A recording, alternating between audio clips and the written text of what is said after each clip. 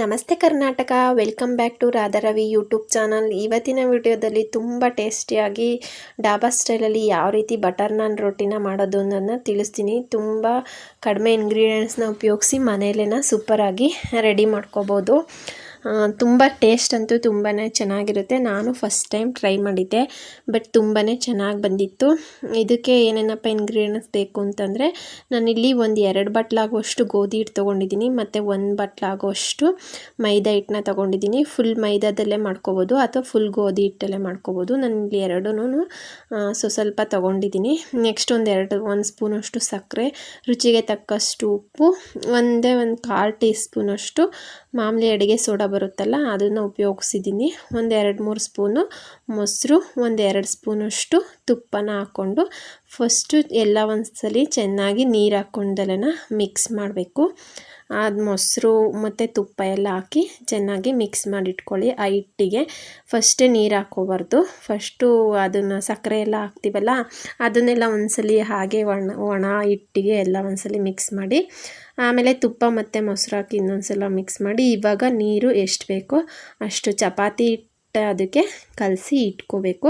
ತುಂಬ ತೆಳುವಾಗೂ ಕಲಿಸ್ಬಾರ್ದು, ತುಂಬ ಗಟ್ಟಿಯಾಗೂ ಕಲಿಸ್ಬಾರ್ದು.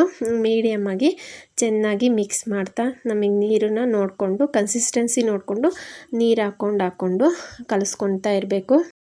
ಹದ ಗೊತ್ತಾಗುತ್ತೆ ಅಲ್ಲಿವರೆಗೂ ಚೆನ್ನಾಗಿ ನೋಡಿ ಈ ಥರ ಮಾಡಿಕೊಂಡು, ಅಂದರೆ ಹಿಟ್ಟನ್ನ ಚೆನ್ನಾಗಿ ನಾದಬೇಕು.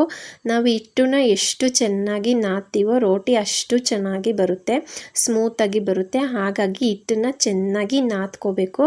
ಎಷ್ಟು ಸಾಧ್ಯನೋ ಅಷ್ಟು ಚೆನ್ನಾಗಿ ನಾದ್ಕೊಳ್ಳಿ. ಮತ್ತು ಹಿಟ್ಟನ್ನ ಚೆನ್ನಾಗಿ 1 ಅವರು ಅಥವಾ 1.5 ಅವರ್ ನಿಮಗೆ ಟೈಮ್ ಹೇಗೆ ಸಿಗುತ್ತೋ ಹಾಗೆ ಚೆನ್ನಾಗಿ ಕಲಿಸ್ಬಿಟ್ಟು ಮುಚ್ಚಿಡಿ. ಅಂದರೆ ಅದು ರೆಸ್ಟ್ ಮಾಡೋದಕ್ಕೆ ಟೈಮ್ ಬೇಕು. ಚೆನ್ನಾಗಿ ನೆನಿಬೇಕು ಹಿಟ್ಟು. ನೋಡಿ ಈ ಥರ ಸಾಫ್ಟ್ ಆಗಬೇಕು ನೆಂದು. ನೀವು ಎಷ್ಟು ಸಾಫ್ಟಾಗಿ ಹಿಟ್ಟು ನೆನೀತೀರ ಅಂದರೆ ಜಾಸ್ತಿ ಟೈಮ್ ನೆನೆಯುತ್ತೋ ಅಷ್ಟು ಚೆನ್ನಾಗಿ ರೋಟಿ ಬರುತ್ತೆ. ನೆಕ್ಸ್ಟ್ ನಾನಿಲ್ಲಿ ಎಳ್ಳು ಮತ್ತು ಕೊತ್ತಂಬರಿ ಸೊಪ್ಪನ್ನ ಸಣ್ಣದಾಗಿ ಕಟ್ ಮಾಡಿ ಇಟ್ಕೊಂಡಿದ್ದೀನಿ. ಇವಾಗ ಹಿಟ್ಟು ನೆಂದಿದೆಯಲ್ಲ ಅದನ್ನು ಮತ್ತೆ ಒಂದ್ಸಲಿನ ಚೆನ್ನಾಗಿ ಈ ಥರನ ಕುಟ್ಟಿ ನಾದ್ಕೊಳ್ಳಿ. ಕೈಯಲ್ಲೇನ ಈ ಥರ ಬೆರಳಲ್ಲಿ ಪ್ರೆಸ್ ಮಾಡಿಕೊಂಡು ಚೆನ್ನಾಗಿ ಒಂದ್ಸಲ ನಾದಿ ಚೆನ್ನಾಗಿ ಅಂದರೆ ಅದು ಸ್ಮೂತ್ ಆಗಬೇಕು ಚೆನ್ನಾಗಿ, ಅಲ್ಲಿವರೆಗೂ ಚೆನ್ನಾಗಿ ನಾದ್ಕೋಬೇಕು. ನಾವು ನಾದಷ್ಟು ರೋಟಿ ಚೆನ್ನಾಗಿ ಬರುತ್ತೆ. ಇದಕ್ಕೆ ಟ್ರಿಕ್ ಅಂತಲೇ ಹೇಳ್ಬೋದು. ಅಷ್ಟು ಟೇಸ್ಟಿಯಾಗಿ ಸೂಪರಾಗಿ ಬರುತ್ತೆ.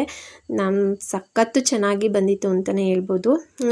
ಇದಕ್ಕೇನು ಹೊರಗಡೆಯಿಂದ ಎಕ್ಸ್ಟ್ರಾ ಐಟಮು ಇವಾಗ ಈಸ್ಟ್ ಹಾಕಬೇಕು ಅಥವಾ ಬೇಕಿಂಗ್ ಸೋಡಾ ಹಾಕಬೇಕು ಆ ಥರ ಎಲ್ಲ ಹೇಳ್ತಾರಲ್ಲ, ಅದೆಲ್ಲ ಏನೂ ಬೇಕಾಗಿಲ್ಲ. ಸಾಕು ಇಷ್ಟು ಹಾಕಿ ಮಾಡಿದಾಗ್ಲೇ ತುಂಬ ಚೆನ್ನಾಗಿ ಬರುತ್ತೆ. ಇವಾಗ ನಿಮಗೆ ನಾನು ಚಪಾತಿ ಹಿಟ್ಟಿಗಿಂತ ಸ್ವಲ್ಪ ಜಾಸ್ತಿ ದಪ್ಪನ ಹಿಟ್ಟು ತೊಗೊಂಡಿದ್ದೀನಿ. ಹಿಟ್ಟನ್ನ ತಗೊಂಡು ಚೆನ್ನಾಗಿ ಒಂದ್ಸಲ ಕೈಯಲ್ಲಿ ಹಾಗೆ ಮಿಕ್ಸ್ ಮಾಡಿಕೊಂಡು, ಇವಾಗ ಗೋಧಿ ಹಿಟ್ಟಿರುತ್ತಲ್ಲ ಒಣ ಹಿಟ್ಟು, ಗೋಧಿ ಹಿಟ್ಟು ಅಥವಾ ಮೈದಾ ಹಿಟ್ಟು ಯಾವುದಾದ್ರೂ ಹಾಕ್ಕೋಬೋದು. ಇವಾಗ ಲಟ್ಟಣಿಗೆ ಸಹಾಯದಿಂದ ಅದನ್ನು ಒಸಿಬೇಕು. ರೌಂಡಾಗಿ ಒಸ್ಕೋಬಾರ್ದು, ಒಂಥರ ಓವಲ್ ಶೇಪಲ್ಲಿ ಇರಬೇಕು. ಆ ಥರ ಒಸಿಬೇಕು, ಅಂದರೆ ಸ್ವಲ್ಪ ಉದ್ದುದ್ದ ಬರಬೇಕು. ಆ ಥರನ ಅದನ್ನು ಒಸ್ಕೋಬೇಕು. ಹಿಟ್ಟು ಹಾಕ್ಕೊಂಡು ಒಸ್ಕೊಳ್ಳಿ, ಏನೂ ಆಗಲ್ಲ. ಹಿಟ್ಟು ಹಾಕ್ಕೊಂಡು ಹಾಗೆ ಸ್ವಲ್ಪ ದಪ್ಪನೇ ಇರಬೇಕು, ತುಂಬ ತೆಳುವಾಗಿ ಏನು ಒಸೆಯೋದೇನು ಬೇಕಾಗಿಲ್ಲ. ಹಾಗಾಗಿ ಈ ಥರ ಒಸ್ಕೊಳ್ಳಿ. ನಾನು ಒಸಿತಾ ಇದ್ದೀನಲ್ಲ ಆ ಥರ ಒಸ್ಕೋಬೇಕು. ಇವಾಗ ನೆಕ್ಸ್ಟು ಅದನ್ನು ಒಸ್ಕೊಂಡಾದಮೇಲೆ ಒಂದು ಸೈಡಿಗೆ ಎಳ್ಳು ಮತ್ತು ಕೊತ್ತಂಬರಿ ಸೊಪ್ಪನ್ನ ಹಾಕ್ಕೊಂಡು ಒಸ್ಕೋಬೋದು. ಇಲ್ಲಾಂದರೆ ಲಾಸ್ಟಿಗೆ ನಾವು ಬೆಂದಾದ್ಮೇಲೂ ಸಹ ಹಾಕ್ಕೋಬೋದು. ನಾನು ಒಂದು ಸಲ ಆ ಥರ ಮಾಡಿದೆ, ಒಂದು ಸಲ ಬೆಂದಾದಮೇಲೆ ಹಾಕ್ಕೊಂಡೆ. ಇನ್ನೊಂದು ಸೈಡಿಗೆ ಮಗ್ಚಾಕ್ಬಿಟ್ಟು ಅಂದರೆ ನೀರನ್ನು ಸವರ್ಕೋಬೇಕು. ನಾವು ರೊಟ್ಟಿ ಹೆಂಚು ಮೇಲೆ ಹಾಕಿದ್ರೆ ಅದು ಅಂಟ್ಕೋಬೇಕು ರೊಟ್ಟಿ ಹೆಂಚಿಗೆ. ಹಾಗಾಗಿ ಫಸ್ಟು ಇವಾಗ ನೋಡಿ ಈ ಥರ ಒಂದು ಸಲ ಕೊತ್ತಂಬರಿ ಸೊಪ್ಪು ಮತ್ತು ಎಳ್ಳೆಲ್ಲ ಹಾಕಿದ್ಮೇಲೆ ಉಲ್ಟಾ ತಿರುಗಿಸ್ಕೊಂಡ್ಬಿಟ್ಟು ಆ ಕಡೆ ಸೈಡು ನೀರನ್ನು ಹಾಗೆ ಕೈಯಲ್ಲೇ ಒಂದ್ಸಲ ಕೈಯಲ್ಲಿ ಅಥವಾ ಬಟ್ಟೆನಲ್ಲಾದರೂ ಎತ್ಕೋಬೋದು. ನಾನು ಕೈಯಲ್ಲೇನ ಈ ಥರ ನೀರನ್ನೆಲ್ಲ ಸವರ್ಕೊತಾ ಇದ್ದೀನಿ. ಈ ಥರ ನೀರನ್ನೆಲ್ಲ ಸವರ್ಕೊಂಡಾದ್ಮೇಲೆ ಇವಾಗ ಹೆಂಚು ಕಾದಿರುತ್ತಲ್ಲ ಅದ್ರ ಮೇಲಕ್ಕೆ ಇವಾಗ ನಾವು ರೊಟ್ಟಿ ಏನು ಮಾಡ್ಕೊಂಡಿರ್ತೀವಿ ಅದನ್ನು ಹಾಕ್ಕೊಳೋದು. ನೆಕ್ಸ್ಟ್ ನಾನು ಇನ್ನೊಂದು ಅದೇ ಥರ ಮಾಡ್ಕೊಳ್ಳೋಣ ಅಂತೇಳಿ ಅದನ್ನು ತೋರಿಸ್ತೀನಿ. ನೆಕ್ಸ್ಟ್ ಇವಾಗ ಇನ್ನೊಂದನ್ನು ಇದನ್ನು ಮಾಡಿಕೊಂಡು ನಾನು ಇದಕ್ಕೇನು ಒಂದು ಸೈಡು ಇದನ್ನು ಅಂದರೆ ಎಳ್ಳು ಮತ್ತು ಕೊತ್ತಂಬರಿ ಸೊಪ್ಪನ್ನು ಹಾಕ್ಕೊಂಡಿಲ್ಲ, ಅದು ಬೆಂದಾದಮೇಲೆ ಹಾಕೊಳ್ಳೋಣ ಅಂತೇಳಿ ಆ ಥರ ಒಂದು ಮಾಡಿದೆ, ಆ ಥರ ಒಂದು ಟ್ರೈ ಮಾಡಿದೆ ಯಾವ ಥರ ಬರುತ್ತೆ ಅಂತ. ಎರಡೂ ಸಹ ಚೆನ್ನಾಗೇ ಬಂದಿತ್ತು ನೋಡಿ. ಈ ಥರ ಕೈಯಲ್ಲೇನ ಹಾಗೇನ ಇದನ್ನೇ ನೀರೆಲ್ಲ ಸೊರ್ಕೊಂಬಿಟ್ಟು ಹೆಂಚಿಗೆ ಈ ಥರ ಹಾಕ್ಬಿಟ್ಟು ಒಂದು ಸಲ ಪ್ರೆಸ್ ಮಾಡ್ಕೊಳ್ಳಿ. ಅಂದರೆ ಹೆಂಚಿಗೆ ಅದು ಅಂಟ್ಕೋಬೇಕು, ನಾವು ರೊಟ್ಟಿ ಏನು ಮಾಡಿರ್ತೀವಿ ಅದು ಅಂಟ್ಕೋಬೇಕು. ಆ ಥರ ಮಾಡಿ ಒಂದು ಬಬಲ್ಸ್ ಥರ ಬರೋಕ್ಕೆ ಶುರುವಾಗುತ್ತಲ್ಲ ಆವಾಗ ಅದನ್ನು ಉಲ್ಟಾ ಮಾಡಿ ಬೇಯಿಸ್ಕೋಬೇಕು ನೋಡಿ. ಈ ಥರ ಉಲ್ಟಾ ಮಾಡಿಕೊಂಡು ಸ್ವಲ್ಪ ಹಾಗೆ ಹಿಂದಕ್ಕೆ ಮುಂದಕ್ಕೆ ಹಿಡಿತಾ ಇದ್ದರೆ ಅದು ಬೇಯುತ್ತೆ, ಗೊತ್ತಾಗುತ್ತೆ ಬೇಯೋದು ನಿಮಗೆ. ಸಣ್ಣೂರಿನಲ್ಲೇ ಬೇಯಿಸಿದ್ರೂ ಚೆನ್ನಾಗಿರುತ್ತೆ, ಅಂದರೆ ರೋಟಿ ಚೆನ್ನಾಗಿ ಬಂದಿರುತ್ತೆ ನೋಡಿ. ಅದು ಬಬಲ್ಸ್ ಎಲ್ಲ ಬಂದಮೇಲೆ ಈ ಥರ ಕಲರ್ ಚೇಂಜ್ ಆಗುತ್ತಲ್ಲ ಆವಾಗ ಬೆಂದಿದೆ ಅಂತೇಳಿ ತಿಳ್ಕೊಬೋದು. ನೆಕ್ಸ್ಟ್ ಇವಾಗ ಅದ್ರ ಮೇಲಕ್ಕೆ ಬೆಣ್ಣೆನ ಹಾಕ್ಕೊತಾ ಇದ್ದೀನಿ. ಬೆಣ್ಣೆ ನೀವು ಎಷ್ಟು ಹಾಕ್ಕೊತೀರೋ ಅಷ್ಟು ಸ್ಮೂತಾಗಿ ಚೆನ್ನಾಗಿ ಟೇಸ್ಟು ಇರುತ್ತೆ.